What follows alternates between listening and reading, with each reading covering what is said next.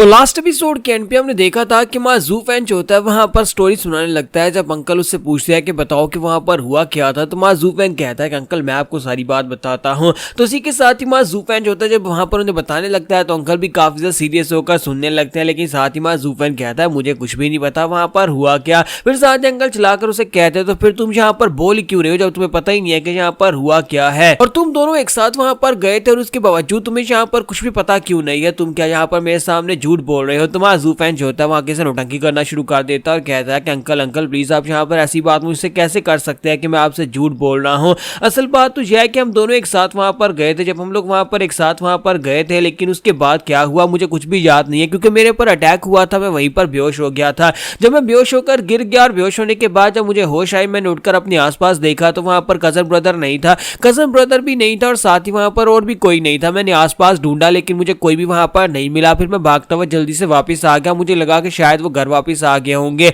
इसी वजह से मैं भागता हुआ घर वापस आया ताकि मैं देख सकूं कजन ब्रदर कहां पर है। मुझे इसकी बहुत ज्यादा फिक्र हो रही थी। मुझे लगता है कि फ्लाइंग क्लाउड किंग पैलेस के लोगों ने हमारे पर अटैक किया होगा, क्योंकि हम लोग फ्लाइंग क्लाउड सिटी के गार्ड्स को इन्वेस्टिगेट करने के लिए वहां पर जंगल में गए थे। तो वहां पर मेरी अब्सेंस में क्या हुआ था ये सब कुछ मुझे कैसे याद हो सकता है, क्योंकि मैं तो वहां पर बेहोश हो गया था और मेरे कजिन ब्रदर शायद इन्हें इस बारे में कुछ पता हो कि मैं वहां पर बेहोश कैसे हुआ था, यही आपको डिटेल में बता सकते हैं। और साथ ही माँ जूफन वहां पर नौटंकी करते हुए रोना शुरू कर देता है और कहता है कि अंकल आपने जहां पर ये क्या बात कर दी। आपने कहा कि मैंने जहां पर झूठ बोला है, लेकिन मैं जहां पर झूठ क्यों बोलूंगा। मैं जहां पर इतनी मुश्किल से अपने आप को शेंगोंग फैमिली का एक मेंबर साबित करने की कोशिश कर रहा हूं और आपके लिए इतना कुछ कर रहा हूं और आप जहां पर कह रहे हैं कि मैंने झूठ बोला है। मैंने ऐसा वैसा झूठ नहीं बोला। मैं तो जहां पर ब्रदर के साथ गया था और उसके बाद मैंने अपने कजन ब्रदर को ढूंढने की बहुत ज्यादा कोशिश की। इसके कहने के ऊपर ही मैं गया था और वहां पर हम लोग फ्लाइंग क्लाउड सिटी के गार्ड्स को इन्वेस्टिगेट कर रहे थे और आप मुझे अपनी फैमिली का एक मेंबर नहीं समझते, इसी वजह से आप यहाँ पर मेरे साथ इस तरह से बात कर रहे थे। आपने यहाँ पर मुझे अपना भतीजा कभी समझा ही नहीं है।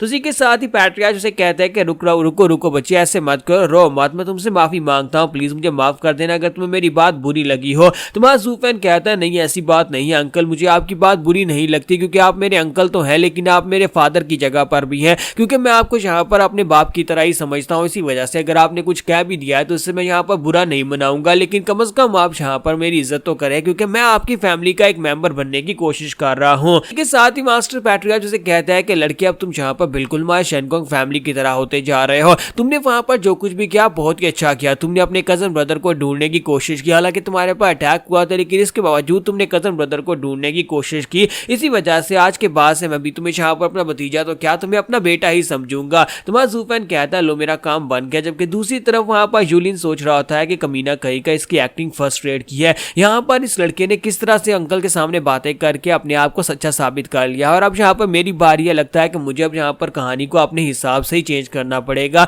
अब मैं उस ओल्ड मॉन्स्टर के बारे में तो नहीं बता सकता, लेकिन इस कमीने के बारे में यहाँ पर मैं गलत भी नहीं कह सकता, क्योंकि हम दोनों एक साथ फंसेंगे अगर यहाँ पर मैंने कुछ उल्टा सीधा कह दिया। तो इसी के साथ ही पैट्रियार्च यूलिन से कहता है कि यूलिन अब तुम्हारी बारी, अब जल्दी से बताओ कि वहां पर क्या हुआ था, तुम अपनी साइड की स्टोरी बताओ। तो यूलिन कहता है कि अंकल इसने बिल्कुल ठीक कहा, जी फैन ने बिल्कुल ठीक कहा है कि मैं इसे अपने साथ वहां पर लेकर गया था और आपने बिल्कुल ठीक कहा कि ये हमारी फैमिली की तरह ही बनता जा रहा है, हमारी फैमिली का एक मेंबर बनने के लायक है। इसने वहां पर जो कुछ भी किया उस सबकी मैं यहाँ पर तारीफ करूंगा। तो फादर उसे कहते हैं कि इस बात का क्या मतलब है, यहाँ पर सीधे सीधे बताओ कि हुआ क्या था, जी फैन बेहोश कैसे हुआ था, इसके ऊपर किसने अटैक किया था, तुम्हारी ये हालत कैसे हो गई है। तो यूलिन कहता है कि चलें फिर ठीक है मैं आपको सारी कहानी सुनाता हूँ वहां पर हुआ क्या था। तो वो कहता है कि हम लोग यहाँ पर पैलेस के कुछ गार्ड्स को ट्रैक करते हुए उस जगह के पर पहुंचे थे। मैं जी फैन को अपने साथ लेकर गया था, क्योंकि आपको पता है कि वो इस शहर का रहने वाला रजिस्टर्ड मेंबर है, तो इसका मतलब यह है कि उसके ऊपर शक नहीं जाएगा। लेकिन जैसे ही हम लोग वहां पर पहुंचे तो मुझे क्या पता था कि उन लोगों ने पहले से प्लानिंग करके रखी हुई है। उस जगह के पर पहुंचती वहां पर पीछे से एक एक्सपर्ट निकला, एक एक्सपर्ट गार्ड ने आकर मेरे पर अटैक कर दिया।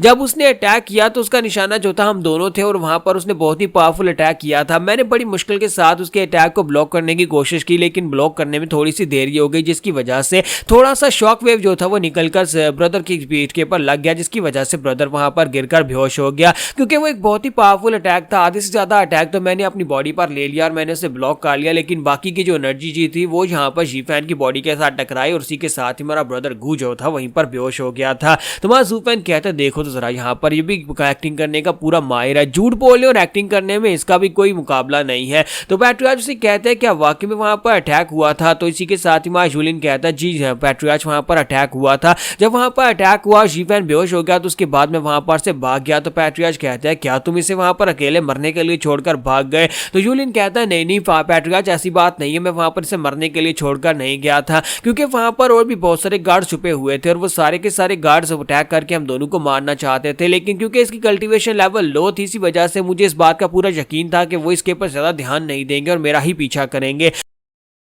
तो मैं ब्रदर शीफैन की जान बचाने के लिए वहां से भागना शुरू किया ताकि मैं उन्हें वहां से दूर ले जा सकूं और वहां पर जाकर उनसे फाइट करके उन्हें अपने आप से दूर करके फिर यहाँ पर ब्रदर शीफैन को उठाकर ले जाऊंगा। तो मेरा यकीन था कि यहाँ पर ऐसा कुछ नहीं होगा और ब्रदर शीफैन बिल्कुल सेफ रहेगा, वरना मैं इसे कभी वहां पर छोड़कर नहीं आता। और देखे ना मेरी ये हालत होगी, इतने सारे एक्सपर्ट्स हैं, सभी एक्सपर्ट से फाइट करने में मेरी इतनी बुरी हालत हो गई, लेकिन जैसे ही वहां पर मैंने उन सभी लोगों से अपना पीछा छुड़ा लिया, मैं जल्दी से भागता हुआ उस जगह के ऊपर वापस गया जहां पर शीफैन बेहोश हुआ था। लेकिन अफसोस कि मुझे वहां पर शीफैन नहीं मिला। मैं बेचारा पूरा दिन वहां पर जंगल में उसे ढूंढता रहा। फिर मैंने सोचा कि हो सकता है कि वो उठकर जहां पर वापस आ गया हो, तो मैं जल्दी से भागता वापस आ गया ताकि मैं जहां पर आकर देख सकूं। और देखिए ब्रदर शीफैन घर वापस आ चुका है। मैं इस बात की आपको यकीन दहानी दिलाता हूं कि अगर मैं यहां पर आकर ब्रदर शीफैन को नहीं पाता, अगर मुझे पता चलता कि वो घर वापस नहीं आया, तो फिर मैं यहां से फिर वापस जंगल में जाता और जाकर पैलेस के गार्ड से जाकर फाइट करता, अपनी जान को दांव पर लगाता और अपने ब्रदर को जाकर बचाकर ले आता। मैं यहां पर उसे मरने के लिए कैसे छोड़ सकता हूं जब मैं उसे अपने साथ लेकर गया था। तो ज़ूफैन कहता है देखो जरा इसकी एक्टिंग देखो,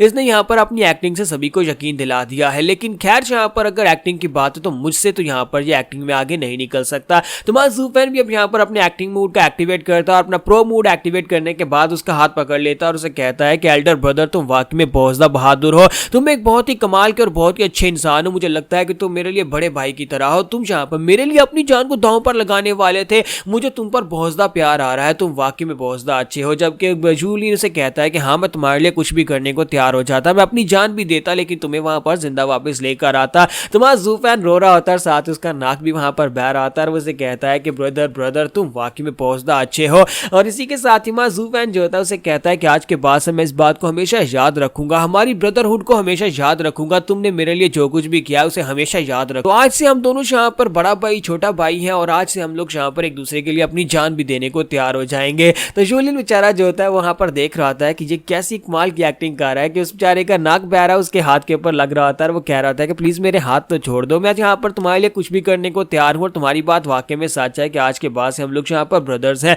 और एक दूसरे के लिए हम लोग कुछ भी करने को तैयार हो जाएंगे। जबकि साइड के ऊपर खड़े पैट्रियार्च और हमारी जैन जो होती है वो दोनों काफी ज्यादा हैरान हो रहे होते हैं और कहते हैं कि ये दोनों कर क्या रहे हैं। देखो तो जरा यहाँ पर लगता है कि दोनों ने मुश्किल वक्त एक दूसरे के साथ गुजारा और दोनों को यहाँ पर एक दूसरे के साथ इतना लगाव हो गया है कि वो दोनों एक दूसरे का हाथ भी नहीं छोड़ रहे। तो इसी के साथ ही पैट्रियार्च जो होता है वो उन लोगों से कहते हैं कि अब बस भी करो, तुम लोग कब तक एक दूसरे का हाथ पकड़कर खड़े रहोगे। जबकि गू सेंटोंग सोच रहा था है कि फादर को देखो, दूसरा तो बेशर्म है ही, वो यहाँ पर एक्टिंग कर रहा है, लेकिन मेरे फादर की बेशर्मी और उसकी एक्टिंग के सामने वो पानी कम है, चाहे कुछ भी हो जाए, लेकिन मेरे फादर को एक्टिंग में वो नहीं हरा सकता। तो यहाँ पर हमारी एपिसोड 780 का एंड करेंगे और नेक्स्ट एपिसोड में देखेंगे कब आगे हमारे ज़ूफैन के लिए कौन सी नई मुश्किल आने वाली है।